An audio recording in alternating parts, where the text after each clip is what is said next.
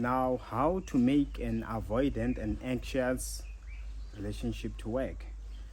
Now, one thing you must understand: an avoidant, of course, they need their own space. They need they like to be independent. They need their own time and stuff like that. Whereas an anxious person, they normally want validation. They need more insurance. They need so much closeness. So how can these two work? Because the other one is an avoidant, the other one is an anxious person. Listen, first of all, each party must be willing to compromise. Meaning, it begins with both of them coming to terms that yes, I do like this person, and the other one says, I also like you too. But just like every time, when you meet someone, there's a time where you communicate. And you do communicate. Even at times I will communicate that I don't really like phone calls because I usually get so busy. So sometimes I would learn that some people would say, yo, what about me? I like so much phone calls, for example. So you see, that on its own, it was a time where we discuss, how do we make this work? How do we compromise? That is when we begin to agree on how we're going to take things forward. And it is much easier in the beginning. That is why communication is the first thing that you must make sure you have. Because when each one of you behave the way they do without having to explain why or what you expect, you guys in the get-go, you're going to argue and likely you're going to break up. You will think that this person, maybe they're lying. Maybe this person is not serious. I'm the only one. Not understanding that, hey, even if they want to give you time, they need that space. Even if you are doing this, like you are scaring them off because you need an assurance. That anxious person, that's what they do, okay?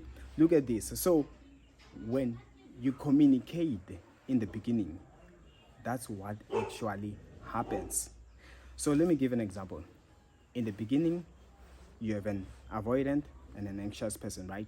These are the two people. And the avoidant be like, yo, me, I do like my space. I don't like too much phone calls. And this one says, yo, I love so much phone calls and I want us to talk all the time. So now that you want calls and I don't want calls, what do we do?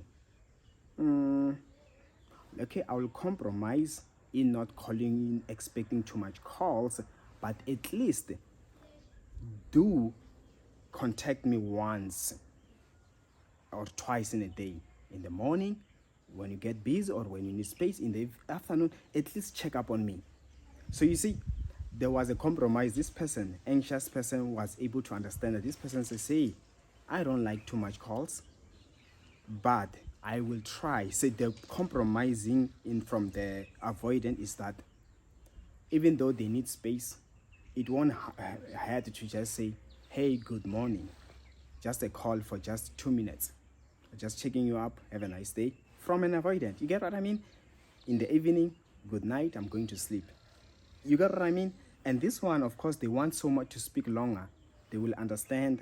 They will say, at least I got a call. Those people have compromised. So you see, already that alone, it is sorted.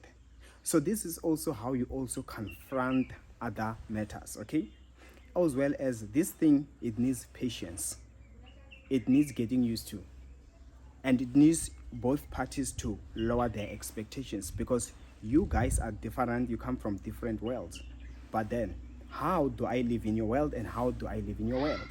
So this is how an anxious person can work with an avoidant person. But remember, it needs compromise. There is no way it can work without one at least compromise. Each one of you, at least, when you are deciding, there must be something that you can compromise on. That's when you agree. That's why I spoke about communication. You agree on what the anxious will say, here are the things I can compromise on, only in this pace. And the avoidance says, okay, also I can compromise on this in this pace. So now the avoidant will make sure he or she does give some sort of assurance, some closeness where they are. Maybe this person is, the anxious one is stressing, they are feeling lonely. They try harder to show some closeness where possible.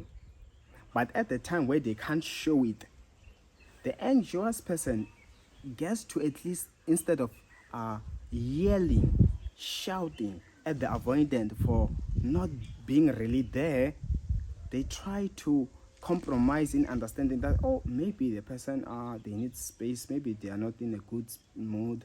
You get what I mean? But if this one overdoes things, whereas this one is trying to be reasonable, now this one goes like 3 days without communicating at all, this one won't take it no more, and it gets ruined.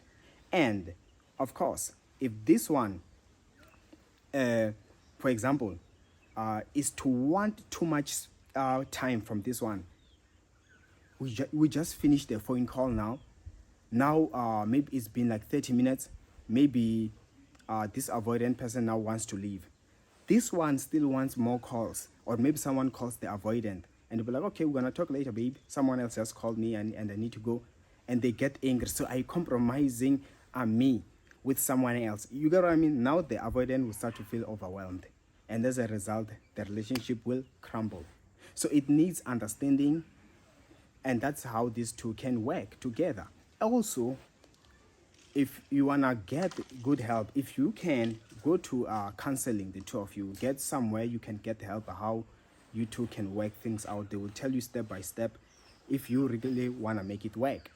And then, of course, if you try these things but only one person is compromising, there's no way it can last or it can work. It will be ruined.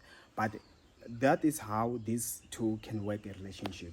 I hope this was helpful. I have more videos like this. Like, share, subscribe, and hit the notification bell. And of course, you can book a coaching session with me. My details are on the comment section below, and I will see you next time.